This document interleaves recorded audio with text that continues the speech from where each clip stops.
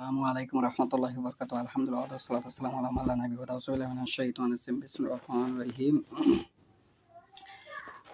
আন আবি সালামা আন আবি হুরায়রা ক্বালা ক্বালা রাসূলুল্লাহি সাল্লাল্লাহু আলাইহি ওয়াসাল্লাম মান সামা রামাআসান ইমানান ওয়া ইহতিসাবান গুফিরা লাহু মা তাকাদ্দামা মিন যামবিহি।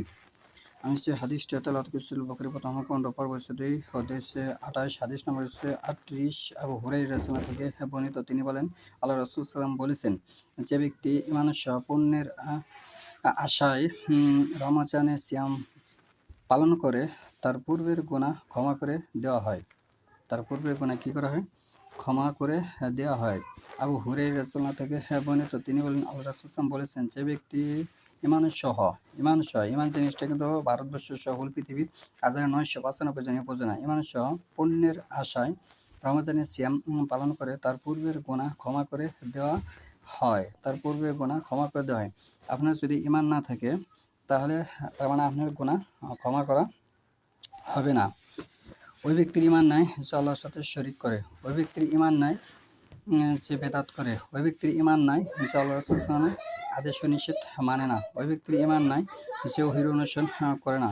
এইসব ব্যক্তি আবাদত আমরা চাই প্রত্যেকটি মানুষই আল্লাহর দিকে ধাবিত হোক, আল্লাহর ইবাদত করুক। আমরা এটা চাই না যে সে পাপ কাজও করুক, ভালো কাজও করুক। এতে তার কোনো কল্যাণ বয়ে আনবে না। কিন্তু ওটাই আশা রাখা যায় যে ভালো কাজ করতে হয়তো তার মন কোনো সময় পরিবর্তন হবে। কিন্তু সাহাবীদের বেলায় এই নজির ছিল না, কোনো নজির ছিল না যে তারা দুটি করত, তারা একটি করত। এটি সূরা বালাদে বক্তব্য এসেছে, ওয়া হাদাইনাহুন নাজদাইন। আল্লাহ বলতেছে, আমি মানুষকে একটি দিব, হয়তো ইহকাল নয় পরকাল। আপনি যদি পরকালে আশা করেন, তাহলে ইহকালে আপনার পূর্ণ করে যেতে হবে।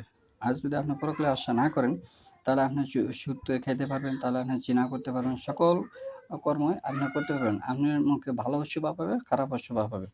কিন্তু এটি একজন ইসলাম বিদ্বেষী লোকের কার্যকলাপ, যে মুসলমান সে আল্লাহ সাল্লামের কথা মান্য করবে, আল্লাহ সাল্লামের কথা অনুযায়ী চলবে, কোরআন হাদিস মূল্যায়ন করবে, সেই হচ্ছে একমাত্র প্রকৃত মুসলমান।